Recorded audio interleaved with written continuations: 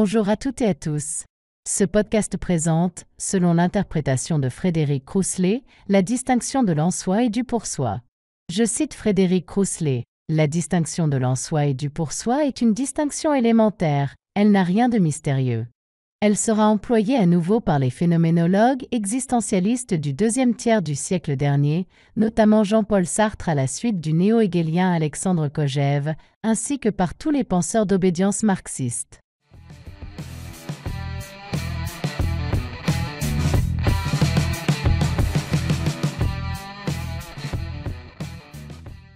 Normalien, agrégé de philosophie, Frédéric Crousselet enseigne en classe préparatoire à Sainte-Marie-Lyon. Il est un spécialiste de Bergson et d'Aristote, sur qui il a longuement travaillé.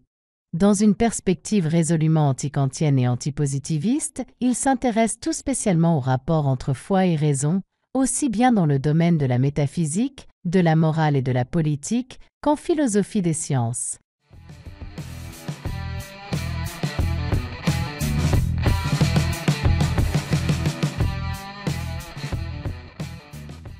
La distinction de l'en-soi et du pour-soi est une distinction élémentaire, elle n'a rien de mystérieux. Elle a été inventée par les idéalistes allemands autour de 1800 et est présente notamment chez Georg Wilhelm Friedrich Hegel, le plus illustre d'entre eux, ainsi que chez le philosophe existentialiste danois Søren Kierkegaard, puis chez le matérialiste post-hegelien Karl Marx. Elle sera employée à nouveau par les phénoménologues existentialistes du deuxième tiers du siècle dernier, notamment Jean-Paul Sartre à la suite du néo-hegelien Alexandre Kojève, ainsi que par tous les penseurs d'obédience marxiste.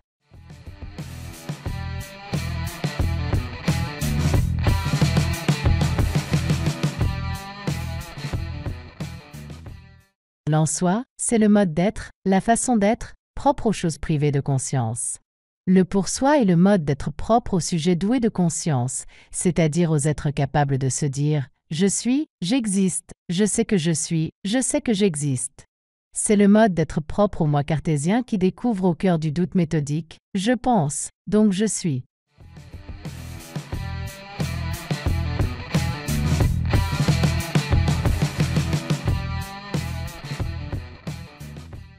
Une chose inanimée ne sait pas qu'elle existe et n'a pas besoin de savoir qu'elle existe pour être. Elle est en soi, c'est-à-dire qu'elle possède des propriétés sans savoir qu'elle les possède. Un galet gris est gris, peu importe qu'il le sache ou non.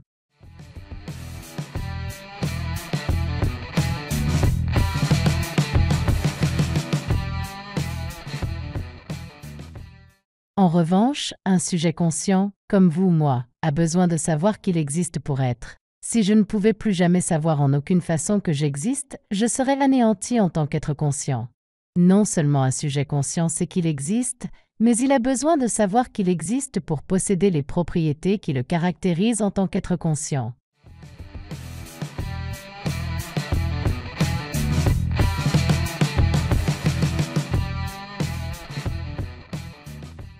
Ainsi, il m'arrive d'avoir peur, d'éprouver des désirs ou de la colère, et de même, il m'arrive de penser. Or, en même temps que j'ai peur, que je suis en colère, que j'éprouve un désir, ou que je pense, je sais que j'ai peur, je sais que je suis en colère ou que j'ai un désir, je sais que je pense. Que seraient nos émotions ou nos pensées si nous n'avions en aucune façon conscience de les éprouver? Qu'est-ce qu'une émotion ou une pensée qui ne serait pas vécue par un sujet conscient d'elle? Donc, pour une conscience, être consiste à se savoir exister, et avoir tel ou tel état de conscience consiste à savoir qu'elle le possède.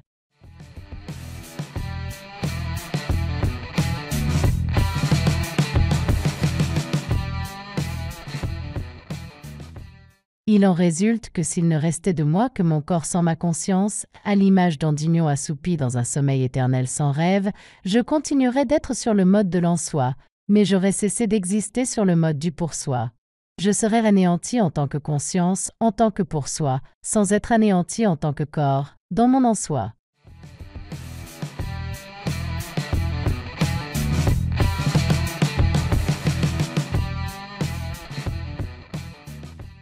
En somme, cette distinction est élémentaire et aisée à comprendre. En revanche, ce qui est complexe est de penser plus précisément la condition humaine à partir de cette conceptualité.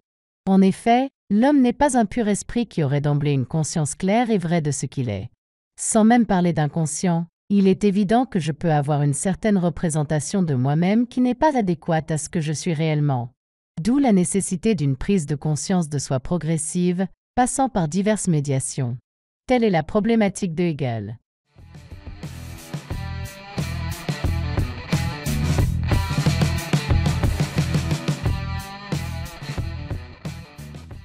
Je ne deviendrai ce que je suis réellement qu'après m'être délivré de toutes les représentations de soi que se forge le pour soi, jusqu'à parvenir à une conscience de moi-même adéquate à ce que j'étais en vérité. Ce devenir de la conscience s'exprime dans une dialectique passant par 3 stades, le moment de l'en-soi, celui du pour soi et celui de l'auprès de soi.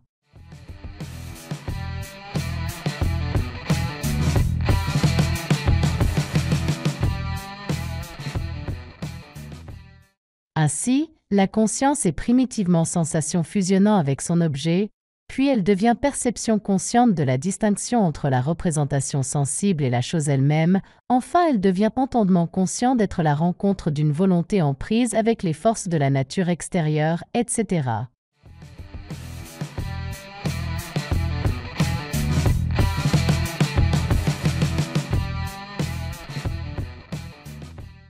Cette dialectique se prolonge à d'autres niveaux où l'on retrouve périodiquement dans le progrès de la conscience vers une connaissance de soi plus adéquate cette alternance de l'en-soi, du pour soi et de l'auprès de soi. Mais de plus, peut-on soutenir avec Sartre, le pour soi est caractérisé par la négativité, c'est-à-dire qu'il a pour caractéristique paradoxale le pouvoir de nier sa propre essence.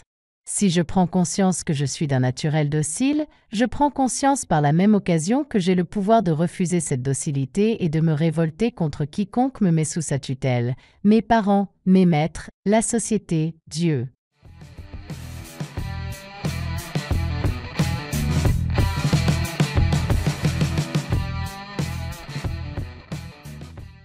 Ainsi, la conscience se manifeste comme liberté, c'est-à-dire comme le pouvoir de devenir autre que ce que j'étais, le pouvoir de nier ce qui jusqu'alors me caractérisait et m'enracinait dans l'en-soi.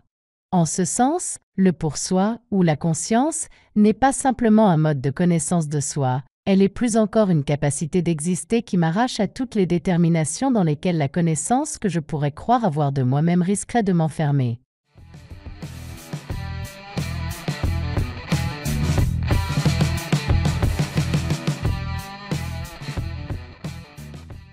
Prendre conscience, par exemple, que, en ma qualité de Français, je suis caractérisé par tout un ensemble de traits culturels particuliers, c'est découvrir que j'ai le pouvoir de les remettre en question, et, éventuellement, de les renier pour en épouser d'autres et devenir, pourquoi pas, belge ou québécois.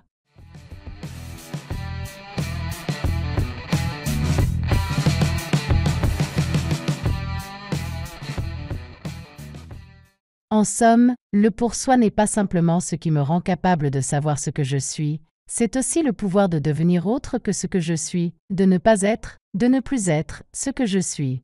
Voilà pourquoi, selon Sartre, la conscience, ou le pour soi, est à caractériser comme néant plutôt que comme être. Suis-je ceci? Suis-je cela? La conscience n'est pas seulement ce qui me fait savoir que je le suis, elle est ce qui me rend capable de ne plus l'être. Par conséquent, elle est, comme dit Sartre, facticité, c'est-à-dire le pouvoir d'être ce que je suis sur le mode de ne l'être pas.